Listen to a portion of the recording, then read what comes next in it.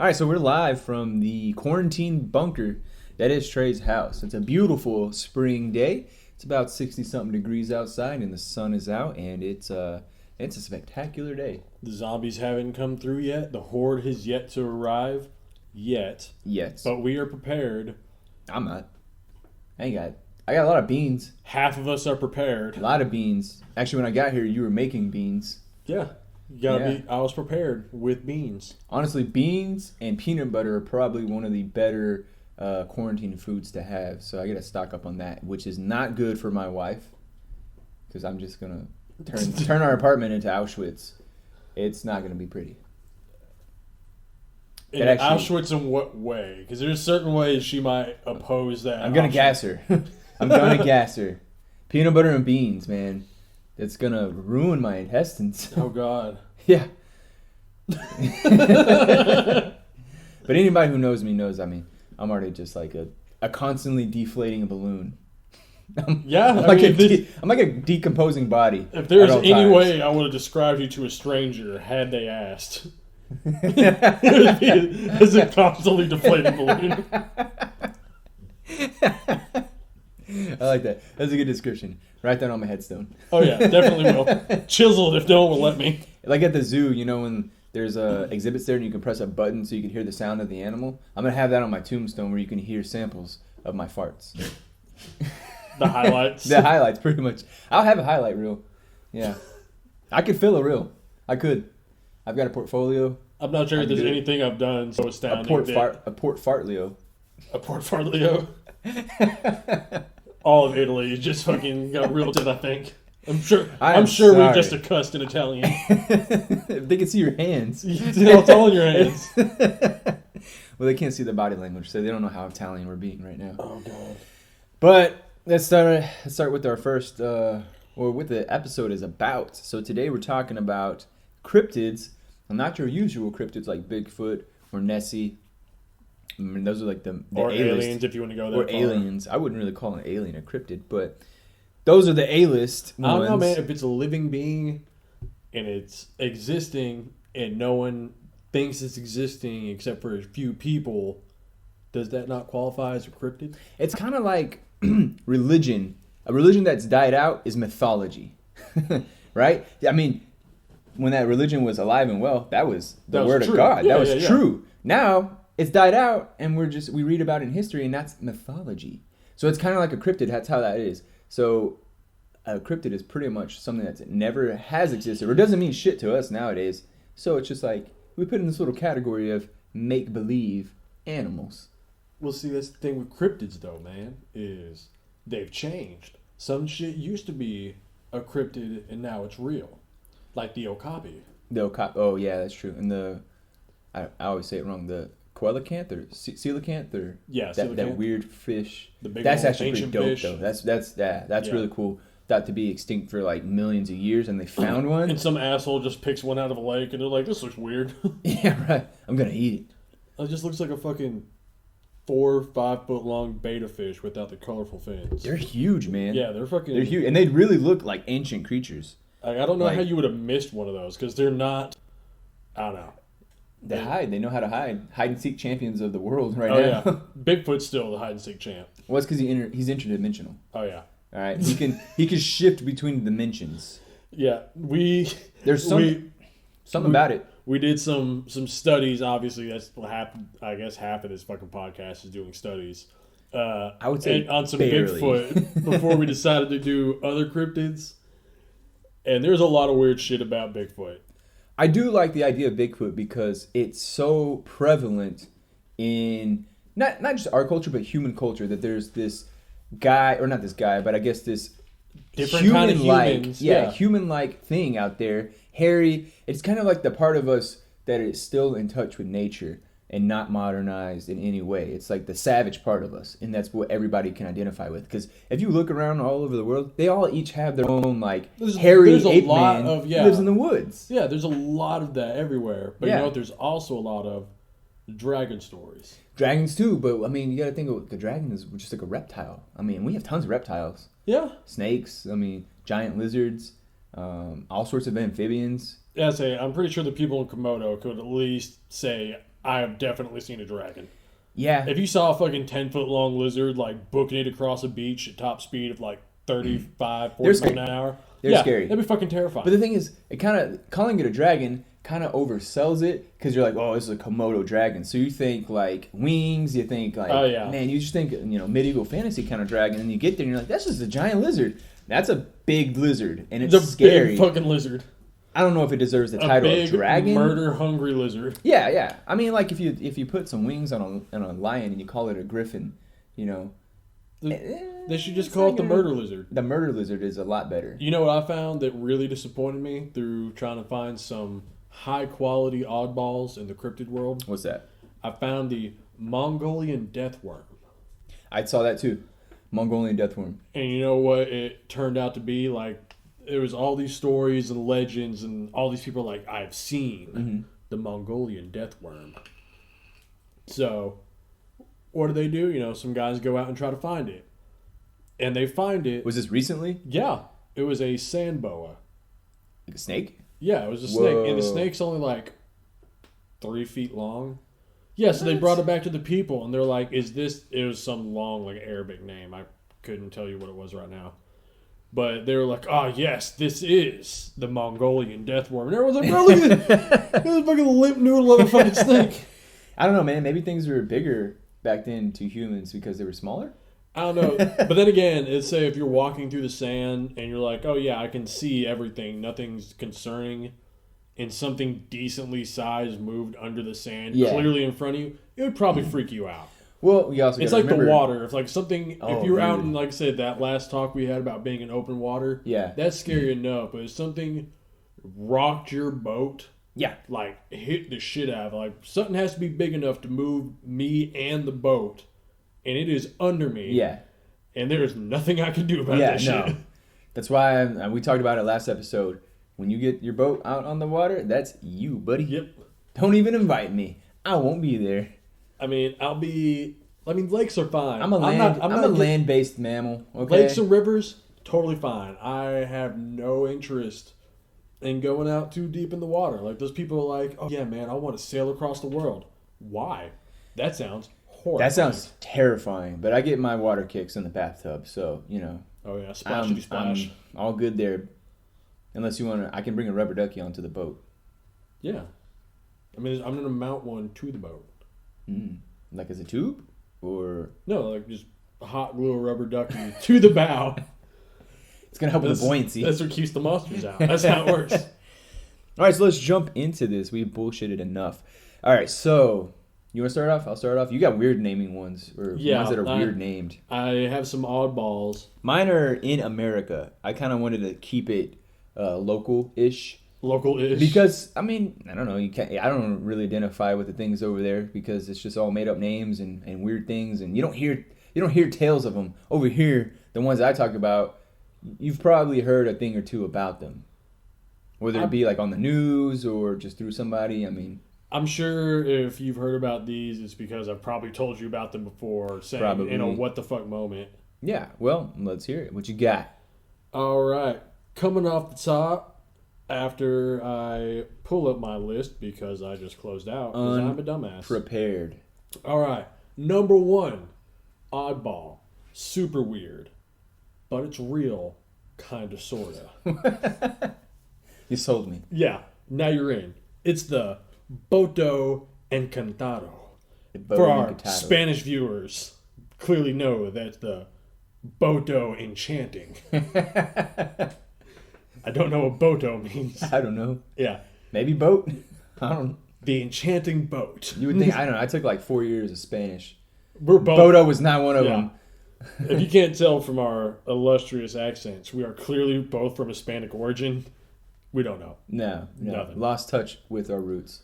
So tell me about this boat. Is it like a boat enchanter, or is it enchanted by boats? No, it's just the enchanter. And what it is a little odd. Okay. Of course, is why we picked it. Yeah. It is the Amazon River's pink bottlenose dolphin.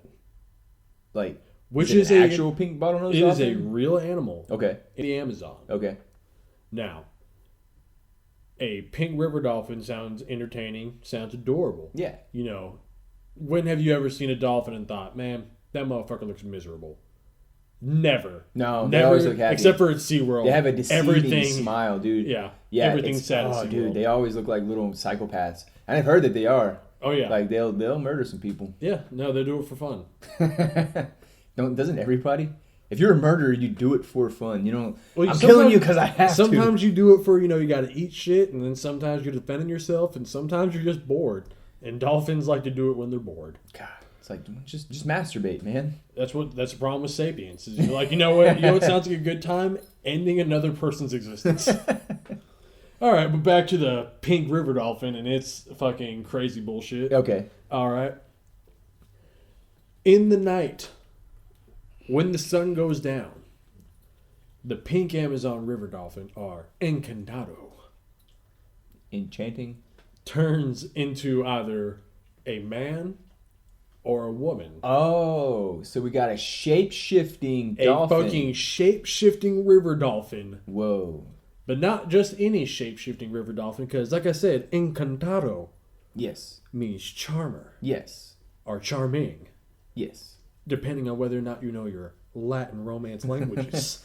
But the dolphin comes out to fuck people. That's more or less what they're coming to do. They're coming to get some land dick and or vagina. I just wonder how much of this is somebody got caught fucking a dolphin and just had to come up with this thing off the spot. Like, no, it lured me in. And then as soon as you saw it, it turned back into a dolphin. I don't know. No, man, you dragged a dolphin from the river and fucked it. Just be real with me. Let's think, most of the stories are of men. Like No, I'm saying not the men going out and sleeping with women. It's the male dolphins coming out and getting women pregnant, which is still probably they cheated and they're like, it had to be the dolphin. It had to be the dolphin. It had to be the dolphin. The dolphin came out, seduced me, and with its magical dolphin powers, I no longer remember this crazy seductive dolphin. I wonder what dolphin pillow talk sounds like. You know? Yeah. Some smooth, sexy talking dolphin. But the worst part is to say, okay, say it's real, say it's true. You come home and your wife is getting plowed by Pink Dolphin Man. Terrifying. Wonder why your wife was so easily seduced by an animal. Right, yeah. You know, bigger problems. But here's the other side. The dolphin is treated with high reverence in the Amazon. So let's say that makes sense. Let's say dolphins are smart creatures. Well, let's say you see this dolphin. Yeah. But no, it's highly revered to the point where like they worship it? Almost. It not quite worship anything that's going to come. But it's keep it like wife. Think of it as they know it's a magical creature. Yeah. You don't see it very often, and when you do, it may not be for a good reason. Oh, okay. So, like, say you get you get to do a boat ride in the Amazon. They're taking you down. You see a pink river dolphin. You're like, oh, dude, boat driver, look, a pink dolphin. He won't look. He'll look the other direction. No, I didn't see anything. Making direct eye contact with the dolphin will bring bad luck. Whoa. And not only that, killing it is considered super bad. And they haven't, like, people asking him, going down a report, like, what does it taste like? And everyone's kind of looking at him like, you don't eat the dolphin? Yeah. If we can't look at the dolphin, we can't kill the dolphin, what makes you think we can eat the dolphin? What about old blind Joe? Yeah. He can't see it. Well, the worst part is saying now you have this dolphin you're not allowed to look at, not allowed to kill, and that dolphin is plowing your wife. It just sounds like... It sounds awful. It sounds like a conspiracy for one guy who maybe has the power to shapeshift into a dolphin going around and fucking other people's wives. It's fucking terrible. It's a conspiracy. It's a dolphin-based conspiracy. It's really odd. It really is. Actually, when you were telling me about this, I was like, how does this make this a cryptid? And then you started talking about the shapeshifting, and I was like, all right, that makes sense. Yeah, it wasn't just like, oh, there's a pink dolphin in the river. I mean, I guess that could be. Is it like a unicorn or something? No. It exists, but what it supposedly can do is weird. So is there any, like, aspect of good luck to it? I mean, I guess... So far I only hear bad things. I think it's nothing very good. I mean, it's one of those things like Japanese religions, how there's a bunch of yokai, and not all of them are necessarily good or evil. They're just, like, superhuman. Okay. And they kind of just do their own thing. Yeah. I think that's how they see the river dolphin. It's a more powerful being. I respect you, but I'm going to respect you from 30 feet over here and not looking at you. I just know there's a lot of scary stuff in the Amazon as is, and I didn't expect a pink river dolphin to be kind of at the top of that list. Oh, yeah, panthers, all sorts of venomous snakes, probably completely being carried away by carpenter ants into the colony. That all seems terrifying. Extreme floods. Yeah. Dense jungle. I mean, it's getting lost in the thicket. But yeah, now you got to add the one thing that might be a nice thing if you came across it. Yeah. No, the most terrifying of it all. I honestly would. If I was in the Amazon and I saw the pink dolphin, I'd be like, whoa. Like, it would be a cool thing for me. Yeah, take pictures of it. But nope, every person that looked at that picture, you've doomed them. You've doomed them all. Really? Even it goes through photography? I'm not sure. I'm just using He's making up stuff now. Yeah, no. That last part, but no, it's bad luck to look at him.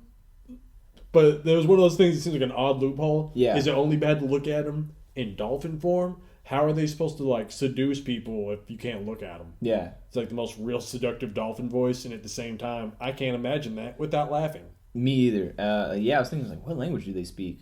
Or maybe they're so enchanting that they don't have to speak. It's straight up just like... just walking up, just that... Lust from eyesight, Yank them up hip to hip, and you're like, oh yeah, this person wants to fuck. yeah. I was wondering why they just want to shower sex. They have to still get wet, They have to stay wet. Skin can't dry out. Yeah. But come the morning, they have to go back to the water. We're trying to add logic to a very mythical thing. Like there's no long-term... story like the dolphin came out of the land, started a family, and then one day just like, I am done with this. I'm going back to the river. The human life. Yeah, I guess maybe that's the inspiration for Little Mermaid. Ooh. Could be. Actually, we'll have to do that in another episode. I know the history of mermaids. The mermaids, yeah, and the dugongs or whatever, the sea manatees. The manatees. Yeah. And the rape. I mean, hey, if you're out on sea... I don't know. Can a manatee say no? No, but at the same time, I think it's one thing to be like, yeah, you were out sleeping with animals. It's another thing to come back and try to portray them as like half women. Well, I think it's weird. Okay, so I'm not in any way advocating bestiality. I think you're about to. The way you build up to that, it sounds like you're about to advocate bestiality. I'm not advocating bestiality. I'm just saying... People like to I'm not racist, but... Yeah, it does sound like that, right? Okay, I'm not advocating. I'm just trying to, inject some logic in here. Okay, so humans are not any different from animals. We like to think we are, but we're animals. We're all animals. Yeah. But we separate ourselves from other animals. Now, it would be extremely socially and morally wrong to have sex with something that actually can't give consent. But, I mean, animals have sex with each other... or anything all the time. And I'm almost certain that most of sex in the animal kingdom is a bit rapey, Yeah. I feel like that's just the general thing in animals. Like, there's not a lot of... But the thing with most animals is the female will choose, but a lot of times it's choose by who murders or, beats down the most other males. Yeah. I mean, that's the thing is... Without getting too graphic, I don't know if it's true or not. I kind of like hearsay and maybe a little bit of internet research, but I heard like the reason why the penis is shaped as it is with the head is that it'll pull competing semen out of the vagina, which makes a lot of sense. I don't know if that's true or not, but... It is true. Yeah, I mean, it sounds like if you can get it in, you can get it in, and that's how you reproduce. It doesn't matter if hey, you won the girl. Like, nah, if you're the last one to actually get it in when her window's open, you're the winner. It's there's, I don't know, we could do a whole episode about that. There's actually a lot of interesting historical facts about, like, proto-humans and our reproduction that has changed over time from being apes. Because most animals can't reproduce anytime, any place. They have, like, a set season, a set, like, hormone. Yeah, you're right. Yeah, we're constantly... we can go anytime. You can only get pregnant in a certain window. But the woman is always... we can anytime have sex. Yeah, we do it for fun. Yeah. And sometimes for business. Well, it's like pair bonding, Pair bonding. Pair bonding, yes. It's a big wink for all the audios. Wink, wink. So yeah, I'm not advocating bestiality, but it is a little weird that we put ourselves on this, like, I guess, different island where we're like, hey, we're above the animals. We don't fuck them. All right. No, when in reality we are animals ourselves. Should you go out and fuck a cow? No, but well, I feel like from an outsider, from an alien, it's just like, hey, it's another Earth life form fucking another Earth life form. I feel like most of the animals that still fuck each other or do it, successfully are still somewhat close to each other. Like, horses banging donkeys and making mules or the other way around. Right. Yeah. Yeah, they'll do it, but they're still in the equine family. Yeah. I thought the closest we could get to that is fucking like a chimp or a bonobo, and that seems real fucking dangerous. Those motherfuckers will rip your face off. Yeah. It's a real risky go. Don't advocate it. So don't advocate manatees. They're endangered. Advocating bestiality in any way, but just think about it. Think about why it's wrong. Good thing we don't have fucking advertisers on this podcast. They'd be jumping ships so fast. Yeah. I don't even know what we'd get advertising for. We are not faces of anything. No, not yet. Yeah, I couldn't represent anything. I'm like the anti-salesman. Don't buy anything. If you know me, I am a penny pincher. All right? I'm pinching pennies right now. So the only thing I could sell you is like maybe some kind of like savings program. Not even. Maybe that. Not even. I'm like, that's information I can get from the internet. I already paid for that. Only if they're giving me a kickback. All right, so I did enjoy your first one. That was actually pretty cool. I didn't know anything about it. I didn't know there was shape-shifting stuff. And like I said, I pretty much, all my cryptid knowledge is kind of in the Americas. I don't go too far out, except for like Yeti and things like that, because that stuff's cool. Well, it just seems like the extension of Bigfoot. Oh, and the Loch Ness Monster. But yeah, they all kind of are just extensions of Bigfoot. But that was cool, because I didn't know anything about that. Speaking of extensions of Bigfoot, my next one is pretty much the close relative or cousin of Bigfoot, and that is the Yeti. Skunk ape. Not what I was going to guess. No. Definitely not. No. Well, Yeti sounds cool, but like I said, I feel like it rhymes with spaghetti. Spaghetti Yeti. Yeah, it does. Rap genius over here. He was an actual rapper. So this is, I don't know. Are you losing it? Dox me? Shit. I'm pretty sure people know we told our names. The only people listening to this are people who know us.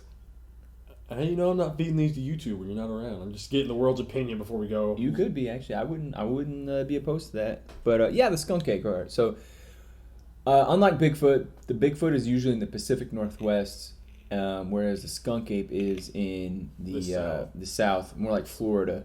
So complete opposite end of the continental United States.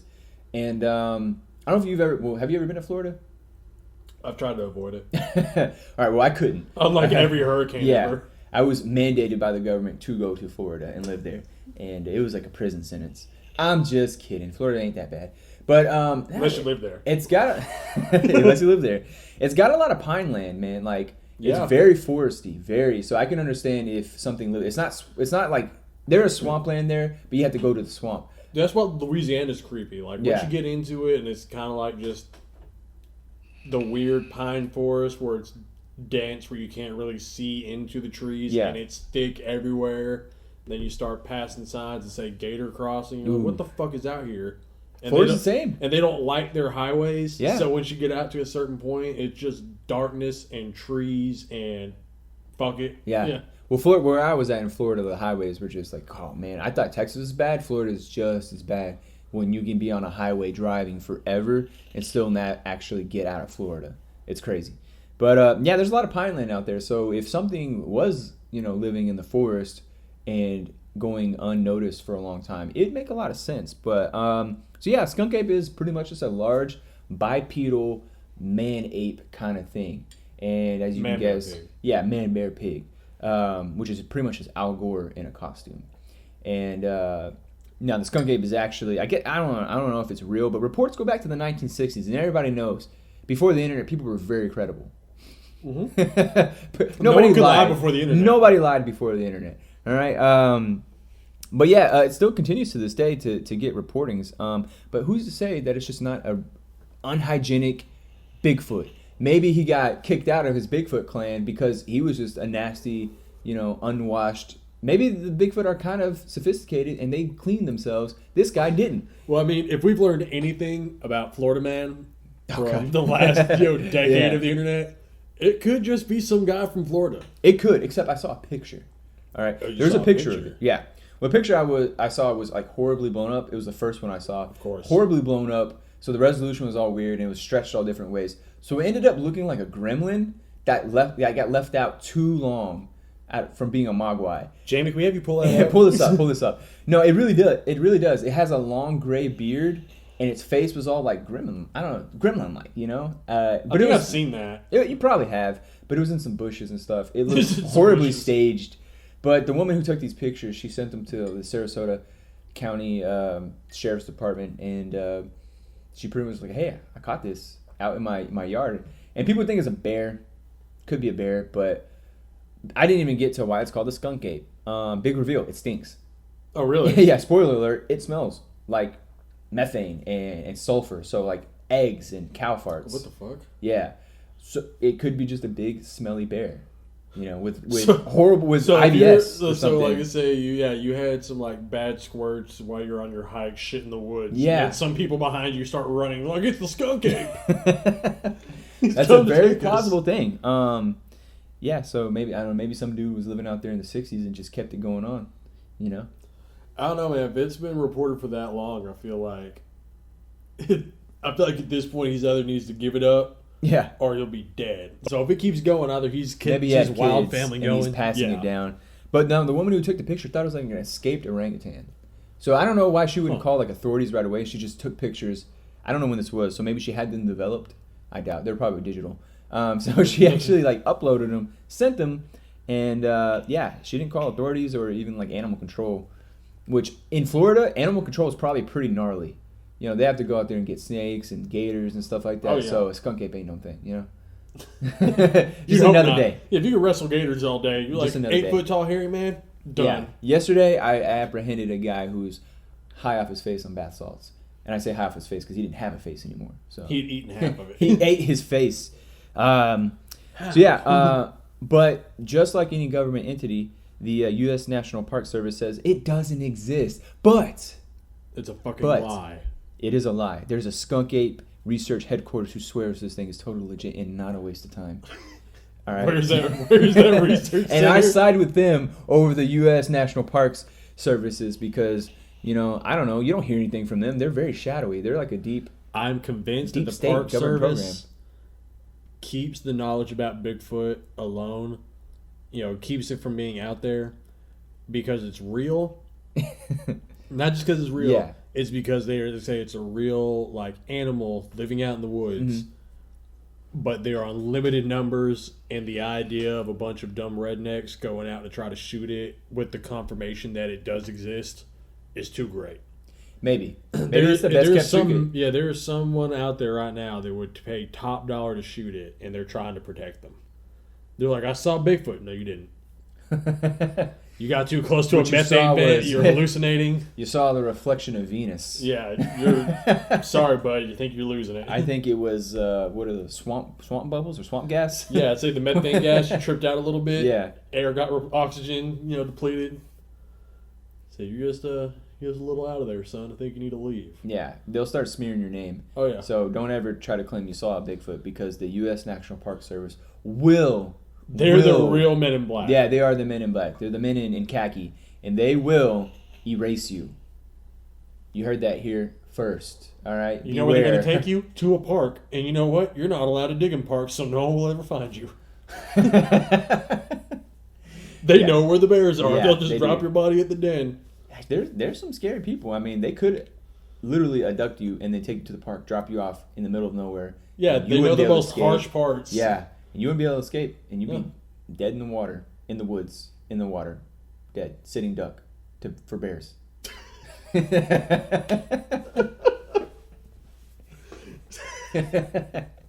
right, so that's a skunk ape. I was trying to look for, I guess, encounters, but they're all kind of just like, I was in the woods, and I smelled something, and I asked my friend, he didn't fart, I swear, and I believe him, and it wasn't his brand. And and then we saw something in the bushes, and skunk ape. And no one ever followed up with how much did y'all smoke or drink before you? That's not relevant, okay? Yeah, it's not relevant. My level of sobriety is not relevant to what I see, okay? But seriously, if I did come to you and I said, "Hey man, I saw some stuff," would you ask me? Like, were you like on something? Because I think you would take it face value from me. I mean, I would probably ask some follow-up questions, but I wouldn't be... I feel like you are self-concerning enough to be like, did I see that before you run around and tell someone? I really would. If I ever come to you and I'm dead set on, like, I saw something... Yeah, I'd probably believe that you saw something. Yeah. But most people, in the world of share everything before you double-check it. Yeah. Some people are just like, no, bro, I saw it. Like, I saw a fucking UFO. It said Goodyear on the side. It blew my mind. But what are they trying to tell me? It was actually a terrible year. No, I actually go to bed every night in my head, and my mantra is like, aliens, please take me. Aliens, please take me. Aliens, please take me. I don't know why, because You're strolling for a probing. I'm strolling for a probing. Yeah, I'm asking for it. And I don't know why, because as soon as you say I got abducted by aliens, you're immediately labeled a nut. I just thought it was weird that they abducted. Like, my thought was, what could they possibly be learning by probing so many buttholes? Well, it's the end of the digestive tract, so you can kind of discern what they ate, but you can also get the information from watching what we eat. If they were maybe they don't understand. If they are capable of traveling millions of miles, I feel like they probably only needed to probe a few people and not make it an international phenomenon. Yeah. Of, I got abducted, and they put things in my butt, and they put things in my mouth, and they swapped the things that were in my butt and in my mouth. And then they fucking dropped me back. They made me ass mouth. Yeah. I've got ass mouth. I've got pink eye now. Thanks, honestly, aliens. There's so many questions that could be asked, and they all are like completely just like erased when you say like any living thing that can span the galaxy is not concerned with your butthole. But for some they reason know what it is, and they know what it does. I mean, you know what? I feel like that was the kicker in the back. Like, they know if they abduct people, it eventually is going to come out to the point where we need to investigate. But if half of those people said something ridiculous, like, no, they picked me up, I saw them, I saw their faces, I saw their ship, and then they put something in my butt. Everyone's going to have that reaction. Like, bro, shut the fuck. Aliens didn't travel light years to our planet to, give you a rim job. It doesn't work like that. But they did. That was just their kicker, so no one would believe you. It's just like if you kidnap someone and threaten their life, but the whole time you were dressed up in a Yoshi costume. No one's going to believe that guy. And I would understand if they were completely, I guess, different beings. Maybe like a gaseous cloud, but they're not. They're very humanoid looking. So I imagine at some point in their evolutionary chain, they had buttholes, and they know what they did. Or they know they put stuff in their mouth, because if you're thinking about a gray still has a mouth. It's a very tiny one, but it still has a mouth. Maybe it serves some purpose. Maybe they have like a reverse metabolic tract, and their asshole is their mouth, and they're thinking they can get the same information out of us. And they're like, I don't get it. We plugged so many buttholes, and our readers are just not processing the information. Yeah, I don't know. I don't know what they could be harvesting, what kind of information they're trying to get from people's intestinal tracts. But I think they're trying to understand kinks is what they're trying to do. Maybe. But there's a bunch of stories of being strapped to tables and, stuff being put in butts. I feel like they're trying to understand kinks. They're going to try to slowly intercept, merge into human culture by understanding our crazy sexual kinks. This episode is now about raping aliens. Not raping aliens, but aliens who rape. I feel like this episode has had way too much, non-human on human sex. Are you advocating extraterrestriality? You know what? Can you just say that? Guarantee you. Are you going to fuck an alien? I feel like I can almost guarantee that if aliens land, there is going to be some person out there, their first thought is going to be... Who wouldn't? Does it have a vagina? Who wouldn't? Does it have a hole I can pound? Who wouldn't? That's the first thing most people think. And that's how you know we're still behind in the universal scale. That's the reason why aliens pick people up and don't land. Because they're like, we're just going to get group raped as soon as we land. Yeah. It's just like that story in the Bible. Ooh, I want that alien butt. Yeah. Showed up to Sodom and everyone's like, those are some real pretty boys. I tell you what. You're smooth. Yeah. You're a real smooth boy. That's all you... Oh, man. That's gross. Just a fucked up story. That's gross. Yeah. No, the real fucked up part is then Lot brings out his wife when everyone's like, yeah, man, we want to fuck these angels. And Lot's like, no, man, don't fuck those angels. Please, fuck my daughters instead. If you're going to go manically raping anyone, please rape my daughters. I don't know anything about Lot except that his wife got turned into a pillar of salt. His wife got turned into a pillar of salt. He offered his daughters for rape. And then when they were hiding in the mountainside waiting for God to tell him what to do next, his daughters got him drunk and raped him. What the fuck? Because they thought it was the end of the world and they needed to repopulate. All right, we got to save these biblical stories for another episode. Yeah. Because there's a lot of stories I don't know of, and I would like to do some research of. But God, out of context, man. Yeah, even in context. Yeah, no. When they tell you like, oh man, it's a story. It's about listening to God. That's the reason why Lot's wife was punished. And it was like, dude, if you were having to run from your home as it was being destroyed, like that was your whole life. Like it's literally going up in flames. The idea of looking back for a second isn't like horrific of a crime. Yeah. But God's like, nah, I told her not to, so... You second guessed. Yeah. Sounds very authoritarian of him. But, yeah, okay, so that was aliens and anal probes and a little bit of biblical history. And some other shit. So, yeah, we were talking about the skunk ape. I had all I had to say about the skunk ape, so next cryptid. All right, the next one is a bit of an odd one. They're all odd. That's that was the whole point of this episode. Yeah. That's why I'm saying it, in case people forgot. Well, I can understand that because we talk about so much shit. These are hour-long episodes. People might just be touching in and out of consciousness. I hope so. I hope you're not actually listening intently the whole time. If you are, clap your hands. I'm pretty sure the only people listening to us are in a K-hole. Like, it's just playing in the background. It's like all those stories of like, oh man, yeah, Justin Bieber saved me from a coma. Because when they turned on the music, I woke up to turn it off. That's our podcast. Oh, yeah. All right. What's the next one? Yeah. Self-burn. The next one. Deep in the heart of Africa. Okay. In the Congo. Okay. Where swamps and lakes and rivers and jungles abound. Yeah. Lives the story of Mokole Mbembe. Macaulay, is it related to Macaulay Culkin? Yes. But more ancient. Okay. Slightly. Okay, tell me about Macaulay. All right. Mokole Mbembe is, the way it's originally kind of described, is a giant leathery skinned creature kind of built like an elephant with a long tail, a long neck, and I think they said a head kind of like a horse. It resembles like a rhino, right? And it's something like that. No, it resembles, I mean, it's one of those things where what they say it resembles could be a lot of things. Yeah.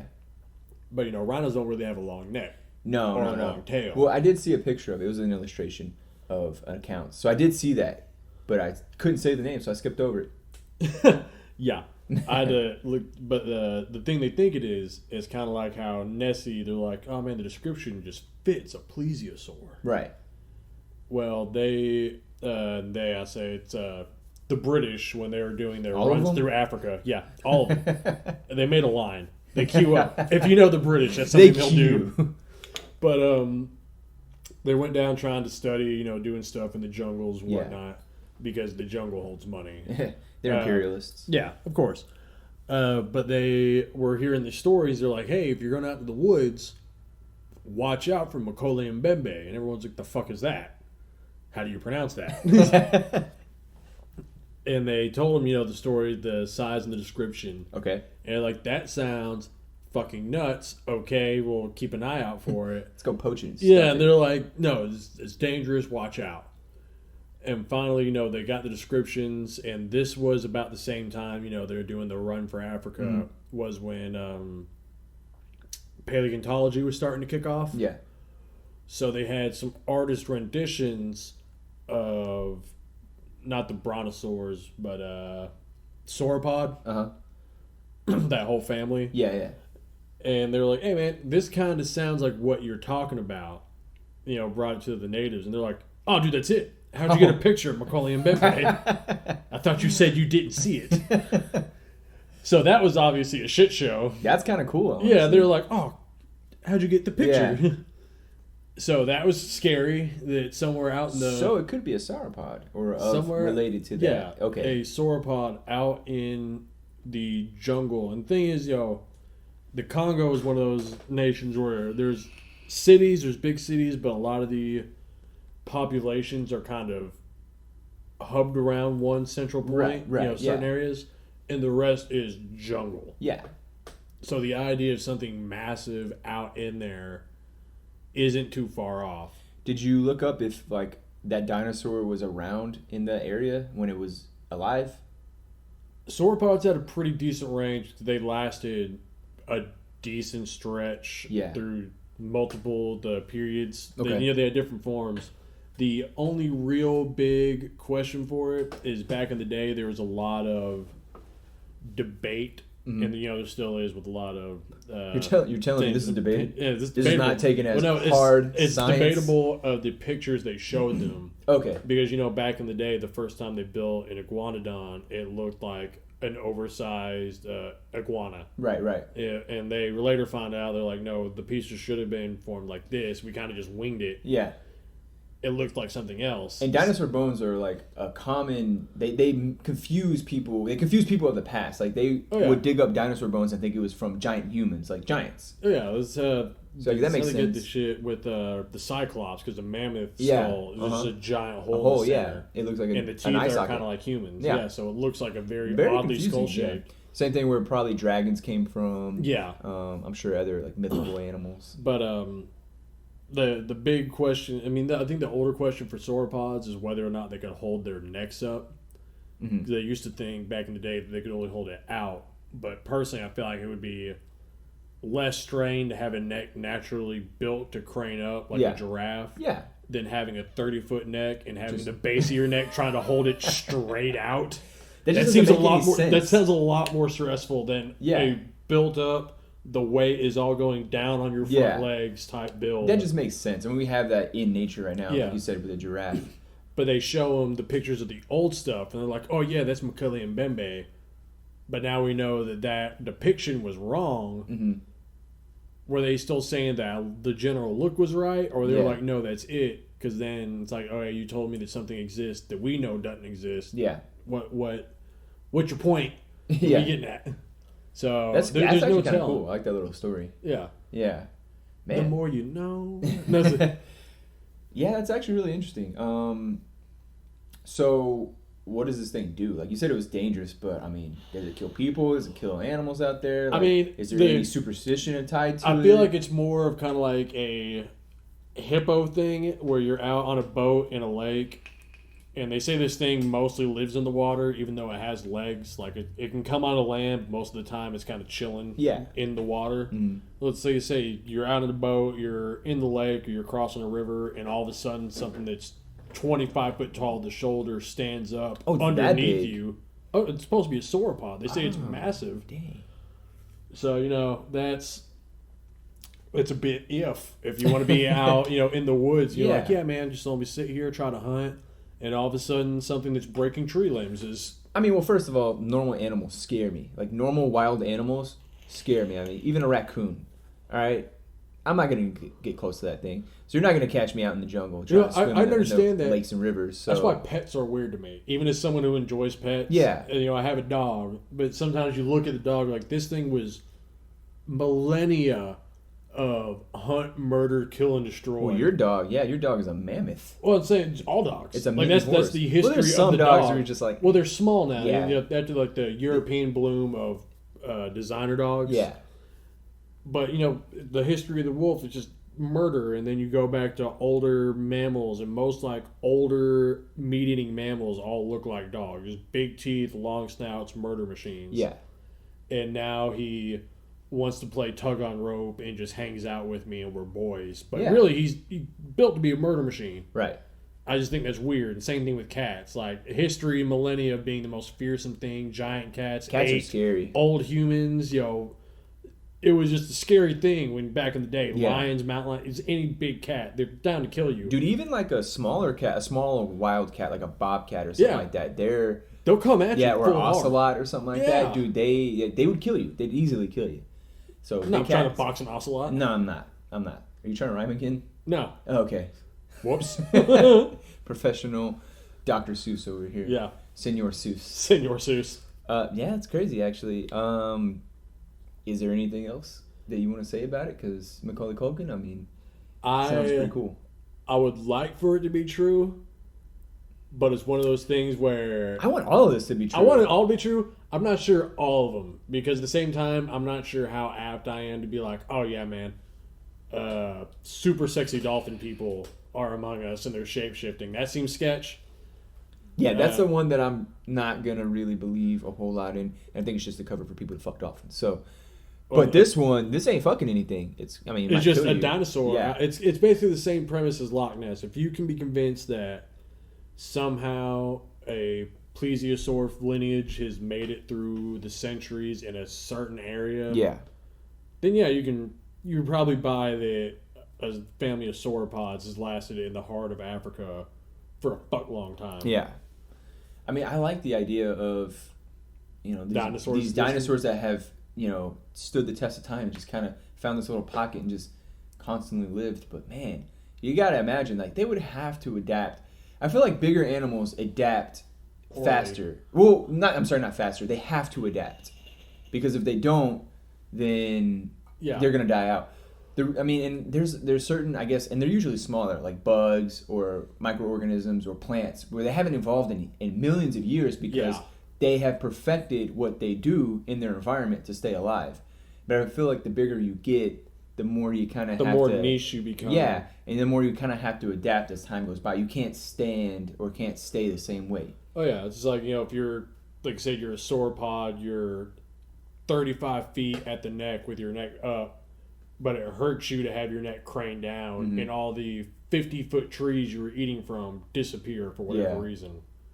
You're fucked. Yeah. Because you can't crane your neck to eat grass like all the other things you're starting to do. You just lay there. Yeah. And eat on your side. This is how it ends. This is fine. So, is that it about yours? I think that's it. Just don't wander around the jungles in Africa unless you're ready to meet dinosaurs. I feel like this is good advice, period. That's good life advice. Okay, so our next cryptid is flying in very awkwardly.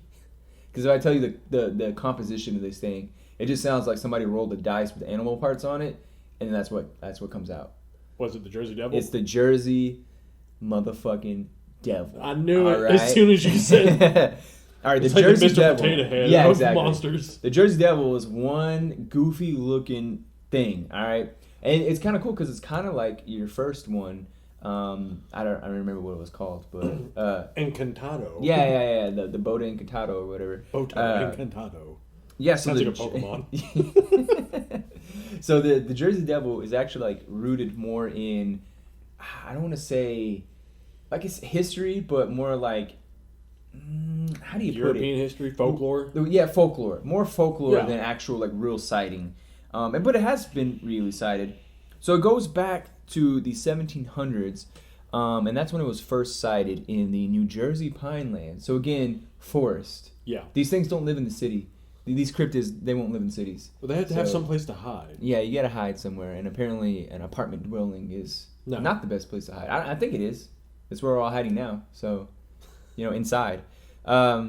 Yeah, okay, so let me explain the Jersey Devil to our listeners, or listener. Listener, yeah. Hi, Mom. Another self-burns. Please don't tell your mom that you're doing this and she listens. I don't want your mom listening to this. No.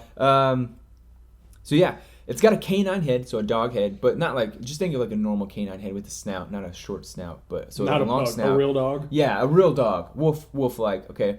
Bat wings, which aren't supporting anything bigger than a bat, all right? So this is already out the window. Okay, horns, but I don't know from what. I don't know if it's ram horns or like antlers or whatever. It's got horns, so that's something. It's rooted somewhere in religion. Horns and hooves are very reminiscent of goat or a satanic figure, and it's got a forked tail, which also is another satanic kind of symbol. See, I never got not to cut you off. I never got that How dare you? Yeah, my bad. This is my segment. I gave you your time. I asked you several times. Are you done? My bad. Do continue. No, I never got that with Christianity where all the stuff with the devil is all goats. I don't know. But all the stuff with Jesus is all lambs. Like it's all the Lamb of God. You know, it's the pastor that's leading us is. We're supposed to be like a flock, Your flock is your parishioner. But I think it's because it's all lamb talk. But for some reason, the closest thing to a lamb, the closest thing to a sheep, the goat, is somehow like, no, that motherfucker is evil. Those sideways pupils are of the devil. I don't know. I'm sure you've been around live goats. They're pretty cheeky bastards. You know, they'll come at you. They'll come at you. They don't play no shit. But I think a sheep would. The sheep kind of is very docile. I believe. I've never been around a sheep. They're pretty docile. Okay, so yeah, I'd imagine. And also sheep, you kind of need a herder. They need to be cared after because... goats will outlive us all. Yeah, I don't know. I don't know anything about goats, but I don't know why it's so rooted. I don't know. Was it paganism? Did it have anything to do with paganism? I don't know. Maybe they worshipped the goats or sacrificed them or something. I mean, it would make sense since a lot of older religions revolve around animals since they give you stuff like Hinduism with cows. Animalism's pretty cool. Yeah. I can understand worshipping an animal because it's like, whoa, like they mastered their environment and they can live and they got no problem with it, you know? Yeah. Obviously something gifted them with flight or the ability to breathe underwater or something like that. That's something we don't got. Shit, yeah.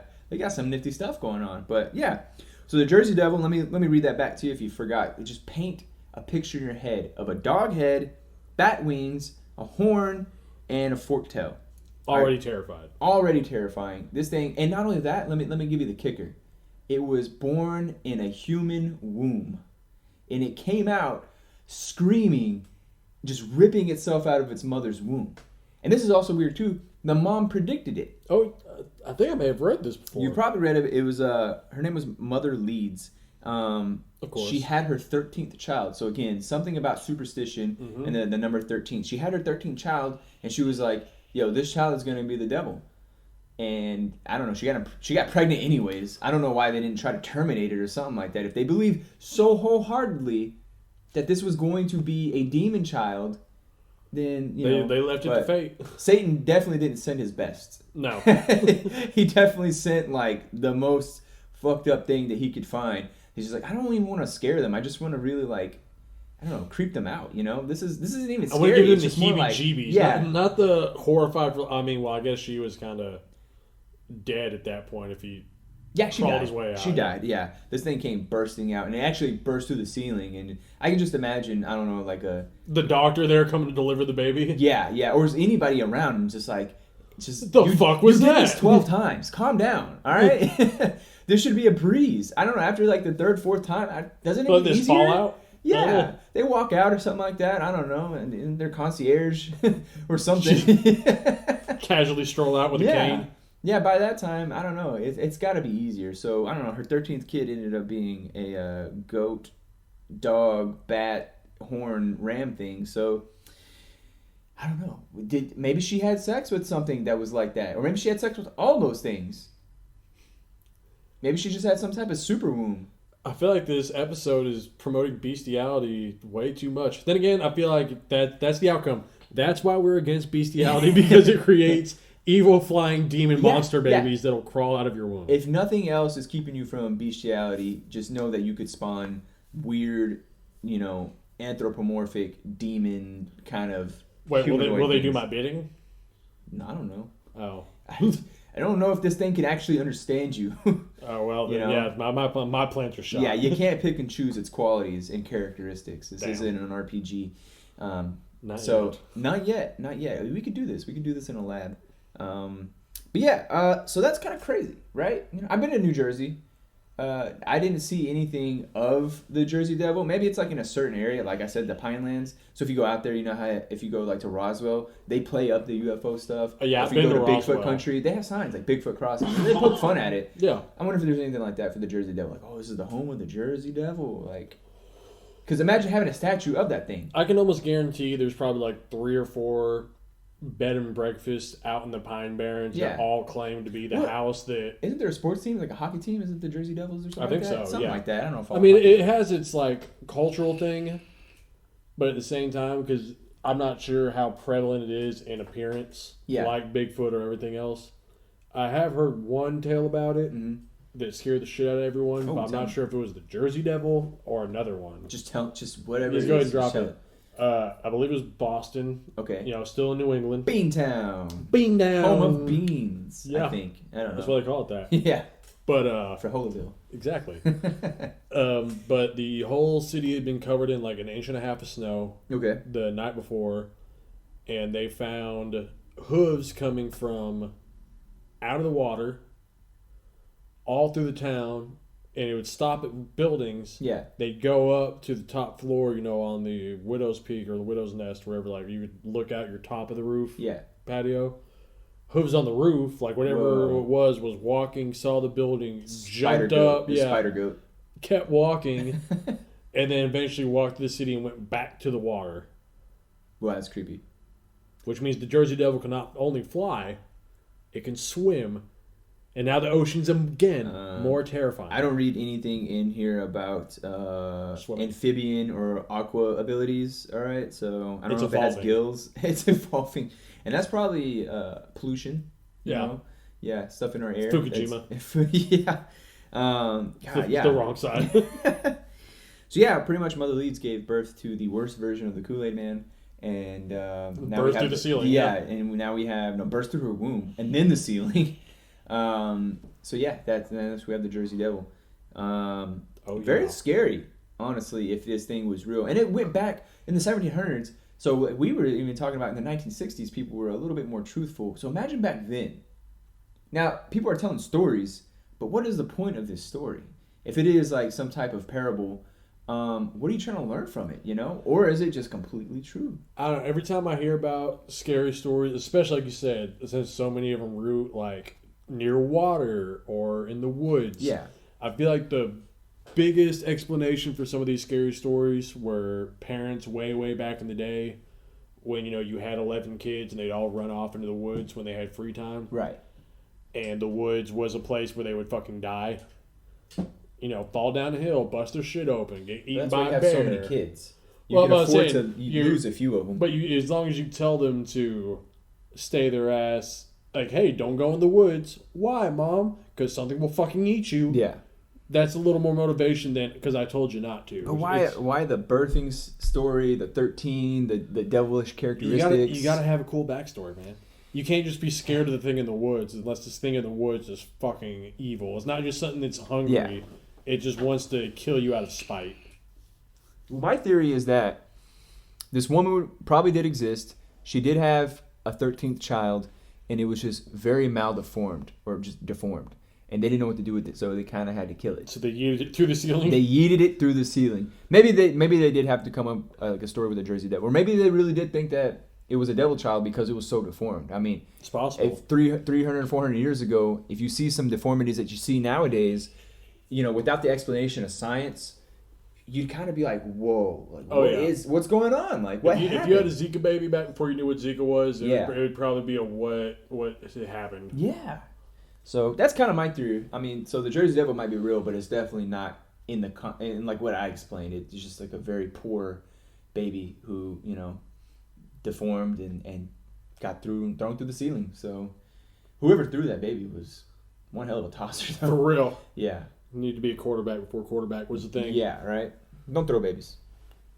You heard it here. Don't throw babies. All right. Next topic. All right. What you got? The thing I got, I said... Is it another international creature? It is another international creature. All right, so I did domestic, traded international, and we didn't plan this. But this one actually has a bit of crossover. Okay. Because it is a Mexican creature that's not the chupacabra. Oh. It's another shapeshifter that's made its way into Texas. So the Skinwalker? Not the Skinwalker. Then we got to do a whole other episode on Skinwalkers. It's La Lechuza. Oh, the Lechuza. The owl. The owl. Is that what that means? Mm-hmm. Man. Yeah. I really brush up on my Spanish. Yeah. Come on, man. Okay. That's the topic of this episode. This episode was brought to you by Duolingo. Hey, motherfucker. Learn a language. You forgot to do studies today. I'm going to murder your wife and kids. But no.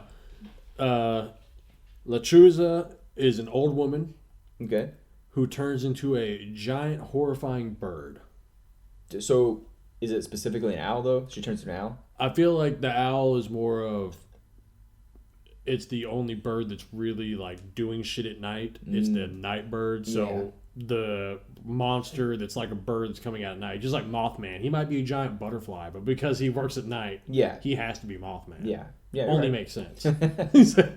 Could be a giant winged Which is weird because moths are attracted to flames, so you just gotta set a giant bonfire out there. That's the thing. If Mothman was existing, he would just be like hovering around streetlights all night. It would be pretty easy to spawn. But this one's kind of fucked. So old witch, or Bruja for our English speaking listeners, the 5 of you maybe. So it appears as an old woman. A lot of times it is. People rarely she just kills people that think are bad, or so she's a vigilante. Anyone in general, kids. Sometimes kids are bad. A lot of the stories that there's more than one of them. It's like a cult thing. Okay, working in of tandem. Witches. Their magic powers, being able to a coven, and they steal kids for their evil shit, their evil deeds to keep being giant owl women. Yeah. But the way they do it is fucking terrifying. Mm-hmm. If just the idea of a giant owl person not being terrifying enough. Yeah. Since it's a bird of prey. Owls are pretty scary, man. They can turn their head all the way around. Yeah. Like The Exorcist. It's because they can't move their eyes. Yeah. That's even creepier. It's weird. Yeah. Yeah. No eye movement. Well, in their eyes, like, they're in the front like ours, right? They're in the front. See it any predator, like we are. Yeah, any predator can... Eyes are facing forward. Yeah. But they can't move their eyes like we can. We can look to the left and right without moving your head. Man. They can't, so they have to move their whole body. They have to be able to turn their head 180 degrees. Yeah, it's not freaky. It's not cool to watch it happen. It's weird. Yeah. They have offset ear holes to zero in on movement in the dark. They're such majestic creatures. No, they're interesting, but at the same time, I can see why there's a lot of mythology. It's like, don't trust the owls. They're the sketchy fucking cousin of all the eagles and shit you put on flags. There's the owl over there. Well, so I knew like the Lechusa was like a bird lady, but when I thought of bird, I thought like maybe like a crow or a raven, some kind of ominous black bird, not an owl. I feel like the owl is pretty close. Mm-hmm. That would be a reasonable nighttime thing. At the same time, I feel like an owl is kind of like a revered thing. Sense, it's the majestic night creature. Owls like stand for wisdom. Yeah, and it usually is like a positive stuff. Yeah. But at the same time, it's the night hunter. It's the one thing that's up. It's the thing you're screaming who, giving you an existential crisis in the woods. Who exactly? Who? There's only birds that question themselves. Question themselves and everyone else. But who? Okay, so. Like, what else about the Lechusa? So it could be witches or... okay. Or just be a giant evil owl or bird that's hunting people. I refuse to think that animals are evil. But supposedly the way they hunt is they'll come and they'll sit on your house and make screaming noises like an infant. So psychological terror. Yeah, so there's a baby on your front step, so that's already terrifying in itself. Yeah, I'm not going to answer the door. But if you do, you're like, oh man, there's a kid on my step crying. Like, what the fuck? Go check it out. And then I'll just want some dying kid on my porch. So you step out, then you get scooped up. Yeah. By the Lechusa. That's actually one of the most the things that I fear the most is mimicry. Yeah. With cryptids or animals, like anything that mimics a human, that shit is terrifying. Yeah. Like the short stories are like I think have you seen those short stories online? Yeah. How to be like the scariest you can get it in the shortest amount. That's why I think Skinwalker is so scary, because it's completely like I've heard all sorts of tales and like different takes on a Skinwalker, but essentially it's non-human, but it takes the form of a human, and it doesn't do it quite right. And there's stories out there where like it lures you out there, but with a human-like voice, and it slowly starts to develop its voice until you're like, oh, that's a human, but it wasn't. Like a few minutes ago, like I could hear something. Or just the idea, like I said, that short story that got me is like you're sitting in your bedroom. Yeah. at the top of the stairs and you hear your mom call you downstairs, and as you're walking down, your mom grabs you before you go downstairs. Yanks you in the closet. And she's like, "Did you hear that? Because it wasn't me." Yeah. Oh my god. That would be fucking horrifying. Dude, chills. Yeah, man. So we should do definitely like a creepypasta, shapeshifter, mimicry. Like I said earlier, skinwalker. We need to do skinwalker. God, dude, it's crazy. So true terror, mimicry. I don't know why that's so scary. I don't know, maybe it's just like something trying to be human in order to. Well, I mean, it's such an easy way to fool you because you know if you're out in the woods and you just hear like a bellowing roar, I know I need to run from that. And, you know, that's a reasonable response, is to hoof it from that noise. Yeah. It's different when that animal is trying to attract you, because why is it trying to attract me? Yeah. There's most things, most things only try to attract you to sleep with you or to eat you. And I don't, again, not a bestiality episode, so the chances are she's going to try to eat you. Yeah. You know what actually kind of is funny is that why mimicry is scary, but not if you're a bird. The mockingbird. If you're a mockingbird or a parrot or something like that, like you get to do it. That's not scary. I'm not scared if a bird says it because it doesn't sound human. Well, I'd say if it depends because it can talk, it can repeat. So when it starts repeating shit you haven't told it, now that's creepy too. Yeah, that's creepy too. Yeah. Apparently, there was a murder that was solved like that, where a woman killed her husband. She shot him, and then she claimed that he shot herself. Or something happened, like there was like an home invasion, and kept screaming like, "Don't shoot me, don't shoot me!" Yeah. Oh, dude, that's crazy, man. Got narked on by a bird. Got narked on by a bird. Aviary justice. God, bird law. Yeah. All right, so the lechuza. I've definitely heard stories of it. We're from Texas. I'm sure we can say that, and we're both of Hispanic background, so I'm sure we've heard stories of that, like that. Like Llorona, Chupacabra, things like that, and the lechuza was one of them. So, and I haven't really heard anything except for it's got one of those classic. If you talk about it, you bring it about on you. I've heard that it's a bad omen to be in. Well, obviously, if you're being tracked by one, that's bad. So it's already a bad omen as is. Now, see, I've heard about a lot of these. I've heard of the Llorona. I've heard of the Cucuy. I've heard of the Chupacabra. I haven't heard of this, so thanks for letting me. I haven't heard of this. I have heard it. So thanks for letting me go on it for about 15 minutes, knowing that it is a bad omen. No, whoa, yeah, well, to talk about it. Yeah, I mean that's only if you believe. It's like voodoo, if you believe in it. We all believe. That's the reason why we're here. I do have a poster of a UFO that says "I want to believe." I don't think anybody else has ever seen that or have it. I'm pretty sure I'm the only person. So, so from a little known show. I'm the only person that wants to believe. Yeah, no, but. It's a pretty dope poster. I look at that poster every day. I'm like, I do want to believe. I do. With all my heart. I mean, that's why I go to bed every night praying to aliens that they take me. For the probing. We already talked about it. I'm not down for the probing, but if it's part of the process, I'm not going to fight it. All right, man. That was, that was my lighter topic. That was your lighter topic? That was my lighter topic. That was the light one? That was the light one. That was the one that probably can harm us the most. It's the most closest to us. It was the one with the least information. Since it was more of it's a very popular folklore tale, like I said, in Mexico. Yeah. But it's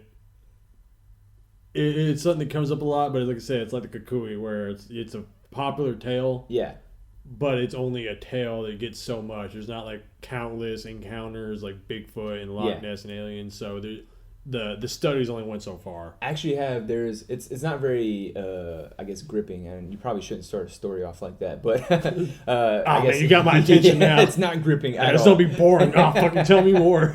But anyways, my cousin actually not literally a run-in, but more like they thought that she might have been, I guess, being targeted by the lechuza.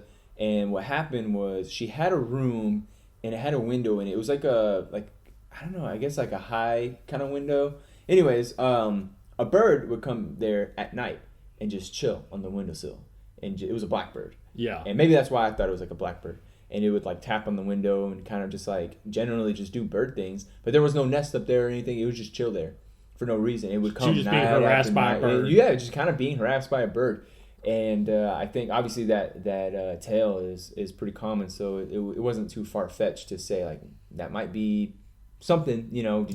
Yeah. So a little scary, but I don't know. Maybe you kind of do it to yourself if you think I would probably just it's a bird. There's a lot of folklore things about birds. Just like I said, there's a lot of birds are crazy. They fly. Well, they fly, but I'm saying they're also mysterious because right. Some of them disappear before you. Like once we got out of hunter gatherer and we quit moving around so much. And we had a couple generations of that, and then you notice the birds just fucking disappear at some point in a season. Yeah. You know, where do they go? You know, it's freaky, and probably would scare. If I was, living hundreds of years ago, have you ever been outside and then you just see a shadow fly over the ground, and it's like a large shadow, like it actually blocks out the sun for a split second, and you just see it, and you're like, "What was that?" You look up and there's nothing up there. A shadow so big, like how big was that bird? You know, some birds are kind of big. Oh, yeah. That actually brings me to my next topic. It's not a bird, but it's been confused as the bird. You actually were talking about it earlier. It is the Mothman.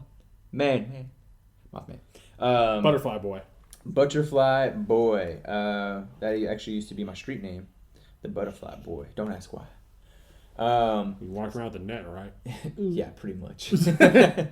So, yeah. The Mothman, like I said several times this episode, and I'll say it again, and it deserves episodes of its own. It's got a rich history. It's very rich. Very rich. And it's because it's not just a cryptid. It's UFO sightings. It's it's a disaster or a tragedy. It's I don't know how to look at it. Prophecy fulfilling kind. It's weird, man. This whole thing is weird. And actually, well, tell me about it, Dan. Okay, man. I'm trying to hook you in. Are you hooked? Oh, I was already hooked. All right. That's all I got for it. Oh, okay, cool. It's just... We'll see you next time, guys. All right, guys. Thanks for tuning in. Now, the Mothman. So it's like I said, it's not like every cryptid because it's got everything rolled in one. So this story takes place in Point Pleasant, West Virginia. All right. Now, that's a freaky place to be. I don't know why. I don't know. Other people talk about having to be like on a certain parallel that lines up with other freaky things in the world. Maybe it's got something to do with the polarity of the earth or, I don't know, some weird stuff. But the sightings go back to the 1960s and actually happened in a short span between November 1966 and December, I think 1967. So like a year. Like a year. And in a year, a lot of crazy stuff happened, man. All right, so first of all, the Mothman. What does this look like? So it's large, human-like, obviously. It's got large moth wings, which for some reason, with my cryptids, their wings don't match their body. Bat wings on a freaking Jersey Devil, and then we got, moth wings on a person. That's not going to support anything, all right? Well, I mean, I'm sure these things are being fueled by magic. I'm sure they are appropriately sized moth wings. This guy doesn't have like 3-inch wings carrying a full. No, apparently it's got a wingspan of like, I don't know, well above like 12 feet. So it's large. It's a very large flying thing. It's gray and it's got glowing red eyes. People have described it like bicycle reflectors. So it's got these large, like, red reflecting eyes. Yeah, and it's only seen at night. So obviously, if you're like, I don't know, panning the woods with your flashlight like every normal person does, and you come across some bright glowing red eyes, you're gonna be like, whoa. I would probably shit myself. Yeah, that wouldn't be out of the ordinary though. No, not for me. Yeah, no. So it, like I said, people confused it with a heron or a sandhill crane, which if you've seen these birds, they're large. They're large birds. A sandhill crane can be as big as a person with like a 10-foot wingspan. Oh yeah, they're massive. But the thing is, like, it's not in its like range. Oh yeah. So that's kind of also a little sketch too. It's like that might explain it, but it's out of its territory. That's not quite territory for a sandhill crane. Point Pleasant, West Virginia. But maybe they were migrating. Who knows? Is it in the crane only really found like way south? I don't know about the sandhill crane. It could be, but I don't know. I don't know. I'm not sure the range of the heron either. I don't know, but I know they're down West here. Virginia, maybe. But the eyes, that doesn't explain the eyes. No. Or the natural creepy feeling that people get from this thing. But it might just be the sheer size of it. Because if you see something that you're not sure of and it's massive. And at night. In the dark. Yeah, that's nightmare fuel. So, it's also sightings coincided with a tragedy in Point Pleasant where a bridge collapsed. The Silver Bridge collapsed and killed 46 people. And now there's other stories in there that like the Mothman or another kind of extraterrestrial entity predicted this thing. If you want more, knowledge on it, we'll definitely do an episode. But also there's books about it, the Mothman prophecy, the movie. There's a lot of cool stuff on this. It's very I've heard a decent amount about it. It's they're not like prophesizing like they're leaving notes, but they show up at places before bad shit happens. It's a sign. It's like an omen. It's an omen. It's a bad omen that something bad is going to happen. And the Silver Bridge collapsed and killed 46 people. So that's obviously very tragic and bad. And that's only one facet of this. So you got this giant Mothman flying around. I don't know if it's ruining, but you definitely got some stuff happening where people are dying, a large amount. That's actually something that's different with the other cryptids. We don't have any actual accounts of people dying, but this, it may have not been caused by the Mothman, but it's definitely related. Let's see, that's the big debate I heard. I've read about the Mothman before, and kind of the debate was, is it malicious because all these things happened when it showed up, or is it trying to warn people? And if it is, it's being, doing a really bad job, just like showing up without any maybe it can only previous do so information. Much. Maybe it can only do so much. Maybe there's another factor at play or another power, that is trying to keep it. Just showing up seems a bit lax. Well, even then, it doesn't do anything good when the people do see it. It kind of is scary. It's a scary thing. It almost like does it to scare you if this is true. And there's tons of sightings. The book that I have, it literally is just an account of sightings, essentially. Damn. Yeah. So I can actually show you the book, but it's pretty cool. Now this also happened, but along with the bridge collapsing and just seeing this Mothman, there was also sightings of UFOs and an actual contact with an extraterrestrial being, an alien, if you will. Now, I would. You will. Okay. So, in 1966, a man named Woody Derenberger was traveling. He's a traveling salesman, and he was in West Virginia, and he saw a metallic cigar-shaped flying object in the sky. And it actually came down and flew next to him, behind him, and actually flew in front of him, slowed him down like a cop would to pull you over, and pulled him over. What? And he pulled over, and it got out of the craft, and I guess there was a door there, because it made a clunking sound, like when you shut a car door, it made a clunking sound. Yeah. And a figure approached him, and he said he was a normal human. He was about 6 foot, about 35 years old, guessing a white guy, because of the times. More nicely, And if I was an alien coming to Earth and I was reading, kind of reading the room, I want to be white. It's probably the best bet. Yeah. Middle of America, I'm gonna be white. But he was wearing a metallic dark blue coat. Now, other accounts have actually explained the material in depth, saying I think it was like raincoat material or almost like foil kind of stuff. It's like a very weird material, but a dark metallic blue, like a NASA coat. suit. Yeah, almost like that, something like that. But I think it might have been like a coat, not like a suit. But the man spoke to Woody telepathically. Now this is kind of unnerving. It was speaking to him in his head with a smile on its face. So just imagine just someone staring at you, somebody staring at you with a smile and speaking to you. Whoa, what?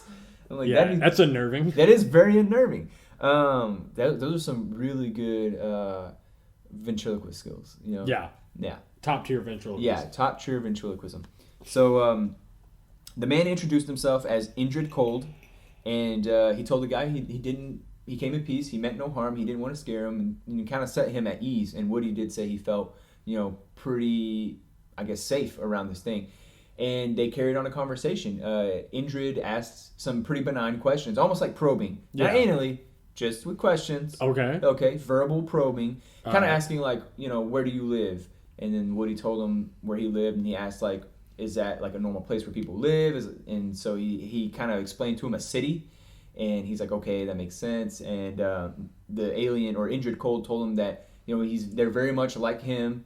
They, they eat, they sleep, they breathe, they bleed, just like them. So very similar. All right. And so it was a pretty benign conversation. And then he just up and left, but not without a very ominous message. He said, "We will see you again," and just peaced out, got his thing. And then Woody said that the vehicle just took off. Okay, so this happened during the Mothman outbreak? Yeah, this happened in 1966, and the Mothman sightings were from the end of 66 to the end of 67. Okay, so here's my question. Did he mention anything, like, was he probing, asking if, like, has anything been going on? Like, is Mothman something they released on accident and they were trying to run around and get it back? A space criminal that got escaped, and then Indrid is like some type of space police, detective, like just stopping some guy, like, hey, have you seen anything very creepy and ominous lately flying through your town that shouldn't be? You know what? I don't think I have. Okay, then forget this happened. Get back in my spaceship and leave. That's actually a good. That's a good thing you bring up, because I haven't thought about that yet. That they might be related, but in kind of a cop and robber kind of thing. So I've heard that presented with the chupacabra, because they were trying to say, like, what if it's extraterrestrial? Like, it's a fucking science experiment gone wrong, because the way it we are the science experiment. The way it consumes is not right. Because even like a vampire bat doesn't take everything. It doesn't suck animals dry. It takes just a little bit, and then it leaves. Cattle mutilation that's actually a really, really weird thing, because there's actual cattle mutilations, and they're very unexplainable. Very unexplainable. And they're weird. The only way to explain it is people who are way, way too committed to the bit. Like, the idea of bringing out like a barrel to haul off the blood by running a line from an artery. Yeah, it would be very intricate. It would be way too much. I mean, like, there's the people who went and did like crop circles. But you can do that with a plank and rope. Well, I'll say, but that at least gives you an interesting thing when you're done. Where if you're doing cattle mutilation, you're just a sociopath. Yeah. What's the point of it? What are you doing? But there's so many. It's weird because if you've seen cattle mutilation, I mean, all sorts of things happen to these cattle. Like you said, holes being bored into the cattle, the draining of blood, the removing of organs, like with surgical precision. There's no blood found around. How can you drain an animal of its blood and then not spill a drop around it? Like, something had to do something to pull it all out without being messy about it. And that's actually really interesting. But with the Mothman, in conjunction with these other, the disaster, and then the UFO sightings and the alleged contact with it. I mean, this is a totally different thing. It's not just like, oh, we saw some things. It's like we saw some things. That's things happened, and other things, came to see it. So there's so many things, so many conspiracies you can come up with. They're not even conspiracies, just theories of what's it doing here? What are those injured cold people doing here? Is anybody here to help? What's going on? What's going on? I feel like it's just because it's the 60s. If I was going to be, super skeptical about it. Into the 60s, but it's far from the West Coast. Well, I say it's far from the West Coast, but at the same time, it's still West Virginia has not been like an industrial, heavily urbanized state. That's still the South. I say it's still the South, if you want to call it that. One part of the Confederacy is still the South. Yeah. Which is weird. Yeah, it is. You've been there. Yeah. You're like, okay. I mean, yeah. Anyway, you have it out in the middle of nowhere. And the news comes like, hey, a bunch of people in town said they saw this weird fucking thing. Be on the lookout for this weird fucking thing. Yeah. Nothing happens in your neighborhood, so you're gonna.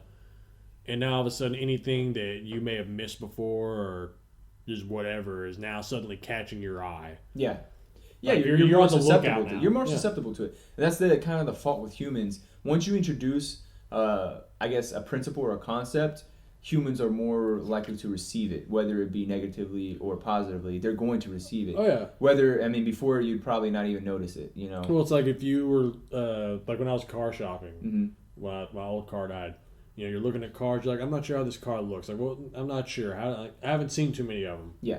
And the day you're thinking about it, you see them everywhere in town. Like, it's the only vehicle on the road is the one you were thinking about. But it's because you're kind of looking for it. That's crazy. But, I mean, when it happened to me, I was in Florida, and I was buying a car. I was looking for a car, and I was like, I see this car on the lot. It's pretty nice looking. It's an Acura TL. All right? I'm like, oh, it's a nice car. It's a little bit older. It's like a 2007. Yeah. They're pretty sleek looking. I like them, even now. and I liked the car, but I didn't end up getting it.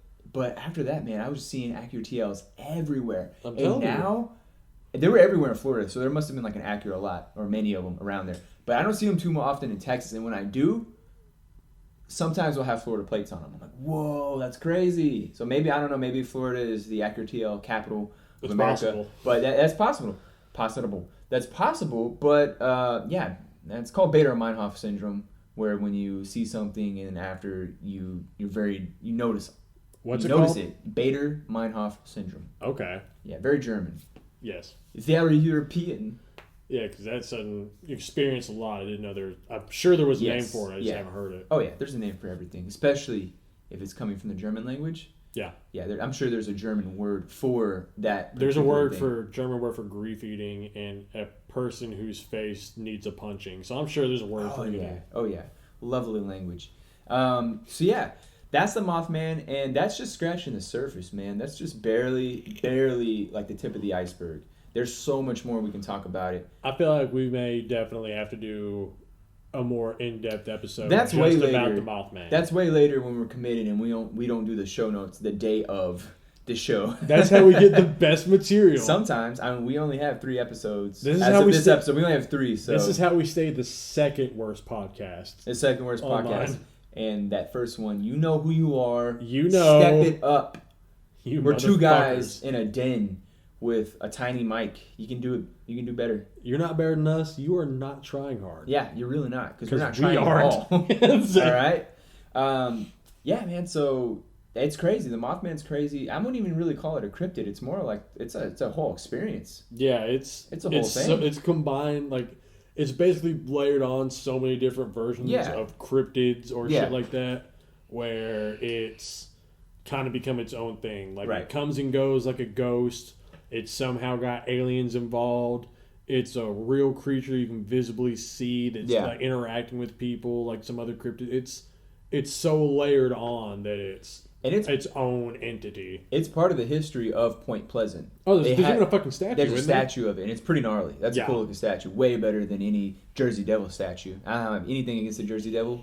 Really cool cryptid, but just not a pretty one. You know, it's not going to be the face of cryptids. They got the whole B-rate sports team, so pretty much. He got that. He got theirs. He's a C-list. Yeah, C-list cryptid. He got his. Yeah, so that's our list of cryptids today, and these are ones that you probably maybe not have heard of very often or very much. They're not your Bigfoot. If you say you did, you're fucking lying. Yeah, you're lying. Don't lie. You heard it here first. All right, we are the hipsters of cryptids. In 2020, you can still be a hipster. We knew about this before you did. Yeah, because we're cool. Yeah, we're nerds. That's questionable. Yeah, don't say that. Yeah, so what we got in the future? Like, what kind of things are you trying to look at in the future? Because we've gone over some, I guess, some theories on reality and how we live in it. We've gone over some drugs. We got over some cryptids. We're kind of touching base everywhere. Is there anything that you're really interested in? I think we need to do some study again, trying to figure out why aliens seem to have such an anal obsession. Okay. That might be worth That's right up my alley. Yeah. Pun intended. Exactly. I wonder if there's other super layered up cryptids out there, because like I said, we just kind of hit the oddballs today. Yeah. I wonder if there's an English version of the Mothman or something that's so like ubiquitously layered up. We're like, what the fuck is this? Yeah, thing? probably. I think there's probably a few of them out there, and we can probably dig and find one. I kind of want to do a whole episode on just one cryptid, but not necessarily what it is, and I guess about it. I want to do stories, run-ins of things like that. Because what I was going to mention about the Mothman is that the guy who saw Indrid Cold, Woody Derenberger, he was a pretty credible witness. He wasn't known to be a liar, storyteller, or he was a pretty straight-laced guy. Yeah. Like, if your grandpa told you a story that he saw the chupacabra, you'd be like... Probably believe that, yeah. He doesn't shoot shit, he's not like... Not shoot shit, literally. Yeah. He doesn't play around. He doesn't tell those stories. He's not a bullshitter. Yeah. So you probably have to take that story at face value, and there's a little bit of truth to it. And that's kind of what I want to get to. I want to get to stories where people who are credible, or even with some authority, if we can find some of those, tell these stories, I think that'd be a real interesting way to just kind of ease into some of these topics. Because I said, the probe joke aside, I think some of the alien interaction stories are interesting because they vary. There's some of them that are so together on the dot. Like, I don't know how 500 people across the planet are all telling me the same story without having met each other. Yeah. Even back in the day, like pre-internet. That's weird. And there's the other people that are like you said, there's what is a human is a human, but somehow is from Venus or some weird shit, and they've been surviving for how long. There's just so much layered on there that I think it's interesting to hear the depiction because until one crashes and we all get to see it, all we really have is the stories other people tell. We can even talk about Roswell. Obviously, that's a very good topic, especially if we're touching into UFOs, but. Roswell's actually particularly interesting. I don't want to dox ourselves. Like, again, the people who are listening to us know exactly where the hell we are, where we live. But it ended up here. It ended up here, in our very own hometown. And was it you who said that you knew somebody who actually kind of came in contact with the stuff? Yeah. Okay. Well, don't spoil it. Yeah. Let's save it. Let's save it. Save the whole thing. That's it. Yeah, you got to pay for that. So. You think that's Roswell's story? Yeah, that's it. It's not Roswell's story time. That's a pay-to-play podcast right there. We're actually going to need funds. So we're going to set up a Patreon and a PayPal and all that stuff so you can send us funds so we can do further research, okay? The internet isn't free. Pay for our internet bill. Yeah. Pay for my Kindle subscription so I can get books to read about this so I can tell you. I'm your reader. I will do the research for you. We're thinking for you so you don't have to. Exactly. Yeah. Yeah. Don't think for yourself. Ever. Let us do it. Let us do it. It's hard work. Give me your money. Please, donate today. But we need more than 15 cents. I'll take 15 cents. Nah. That's 15 cents I didn't have a few seconds ago. I need more money than what it takes to feed an African kid every day. What are they feeding those kids? Just rice. Just rice? I almost just eat rice, though. Rice is delicious.